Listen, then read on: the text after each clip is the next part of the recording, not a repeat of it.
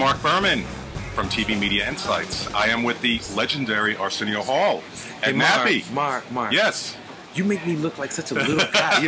It looks like I'm going back. How about this? Okay, Is that better? That's fair. Is that better? Because you're making me look like I'm the guy at the plane.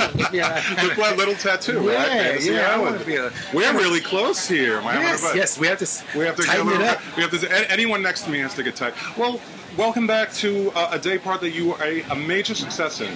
Yeah, man, I'm really excited.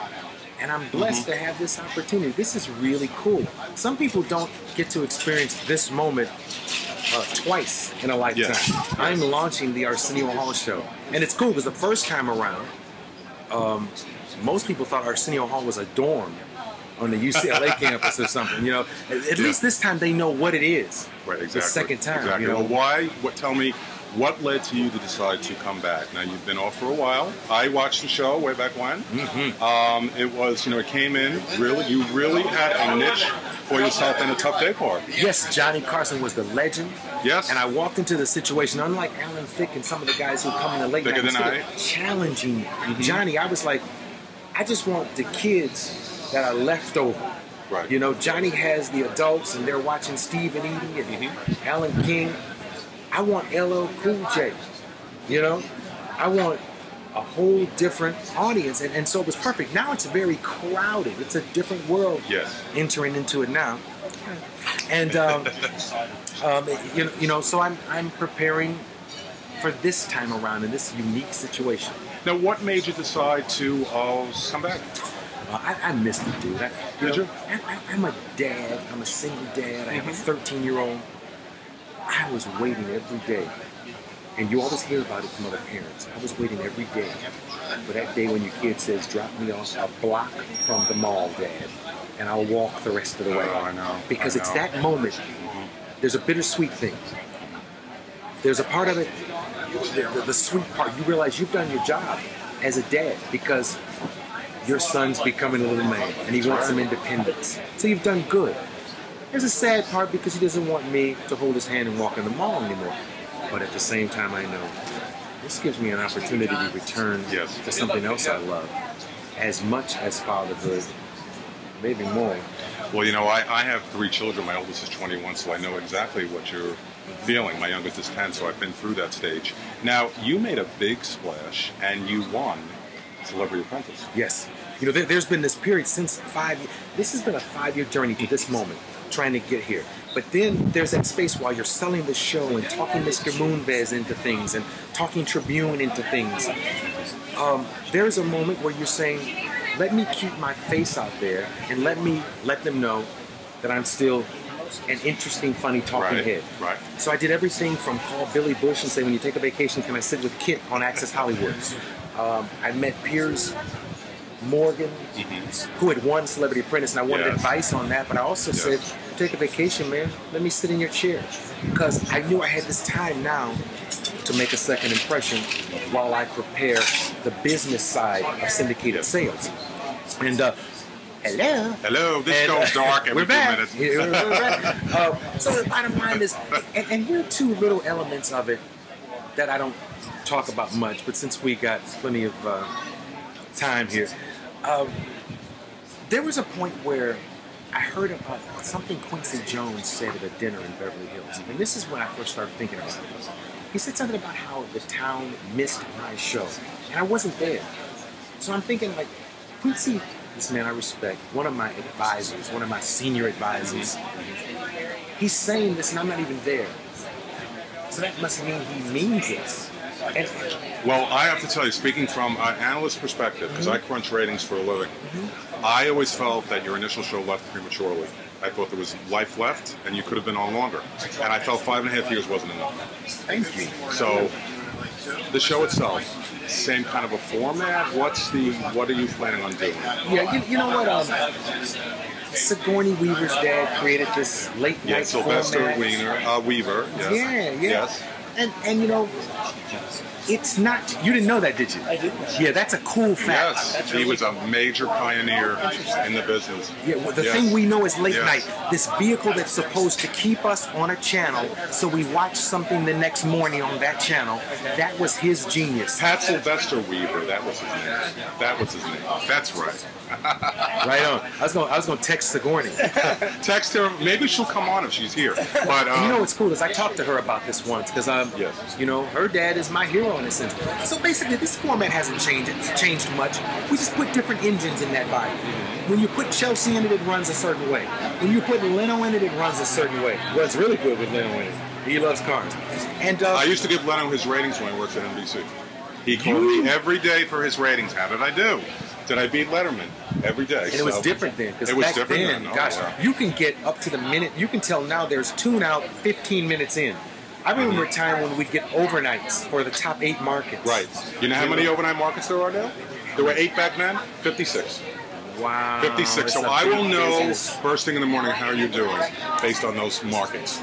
Okay. But the difference with you, obviously, you'll be running in different stations, different affiliates. So it's not like a network Right, show. and we won't get into Syndication. this, but hey, y'all, syndication is totally different Right. than network. Like say for instance, demographically speaking, my Tribune stations do better in the mornings, where most stations get stronger as the day goes on. Tribune is a unique situation. My CBS stations do better as the day goes on. My Tribune stations, like here, KTLA, hottest in the morning when Sam Rubin, the news, and all that stuff is on. So it's syndication is different. It's very different. I mean, you have different stations. This what your basically will be 10 p.m. or 11 p.m. I'm assuming most of the markets. Mostly 11. Mostly Yes. I'm challenging the age-old culture of the 11 o'clock news. You know, now the news is in my pocket. I got news to the minute from Twitter, Arsenio Official. I got news to the minute since the 24-hour news networks, CNN, Fox, MSNBC. To watch the 11 o'clock news, it's the olds at that point. It's not the news.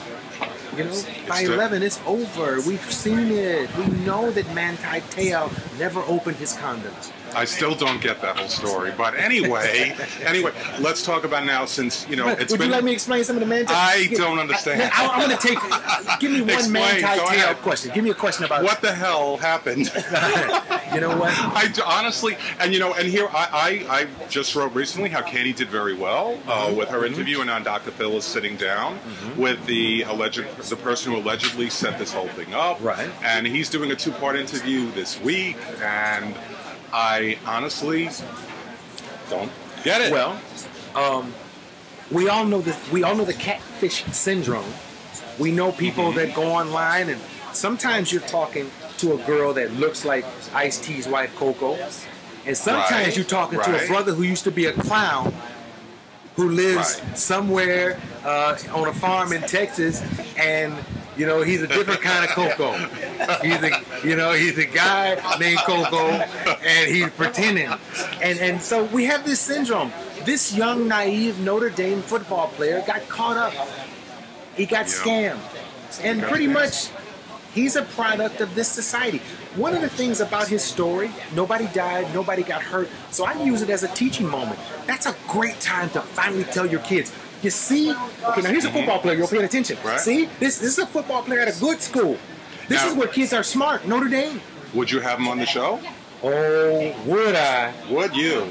If you had his number, we'd call and book that right Let's now. find out his number. Because that's still a unique interview even it's in a the fall. unique. Well, let's segue to guests that you would like to have. Who would be now, as opposed to back then, your dream guest list? Who would you like to have on?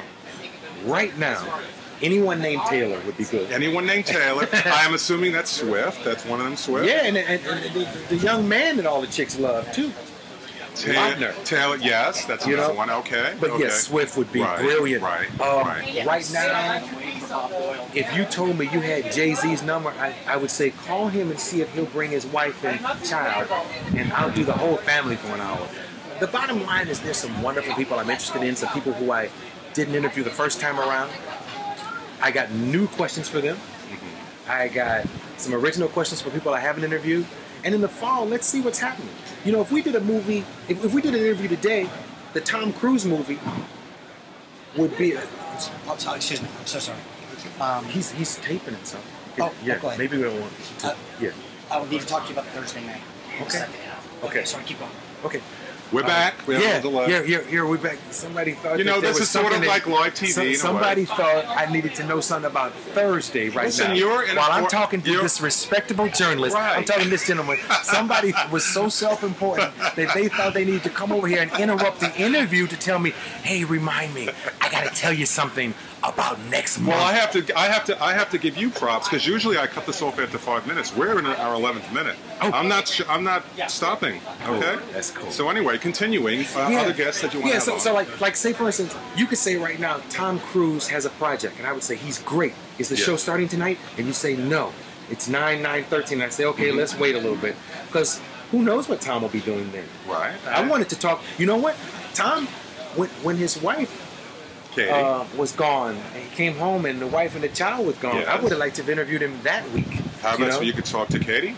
Also, she's another one. I would love to talk. Listen, she was a big star on Dawson's Creek. You know what? She had a big hit show. She had a big hit show. She's an interesting lady. She's been married to a huge superstar. Yes. She pulled an interesting situation when her and her daughter disappeared. And Tom came home and they went there. Yeah, Katie's something always happened that we're not getting the whole story, right? Yeah, it is. We're not getting the whole story. There's conversation about a spaceship turned her off, I think. But this is the kind of talk that I'm going to tune in for to see on your show. Hey, by the way, I ran into her. I took my kid to a premiere at Universal City. It was some movie with the word dragon in the title. And she had her kids. And I'd never seen her in person. Oh, right. She is definitely hot. Oh, she is definitely hot. Well, we're going to finish this video interview. I want to wish you the best of luck on the show. I will be watching. Thank you, when your original show was on, I was in that younger demographic. Yep. But I hope you'll still want me. I not only want you, but it's guys like you. Do you want me?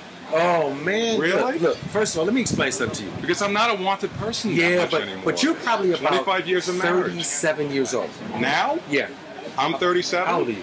A lot older than 37. I knew I liked this guy. Yeah. I knew I liked this guy. The thing I was about to say, even though I got the number wrong.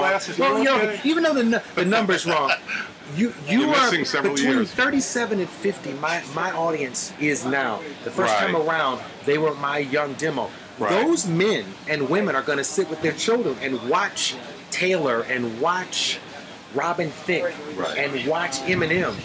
And I'm going to be able to thread the demo because it's going to be a hip show that a 40-year-old dad and his 15-year-old son want to watch together, where a mom and a daughter want to see Selena Gomez. And it's going to be a fun show. Well, I'm excited, and I think there are people waiting for you, so I want to thank you very much. I want to wish you the best of luck on a great return. Congratulations on Celebrity Apprentice. That is my guilty pleasure. Yeah. That is my guilty pleasure. Reality is mine, man. Reality is mine. I watched it.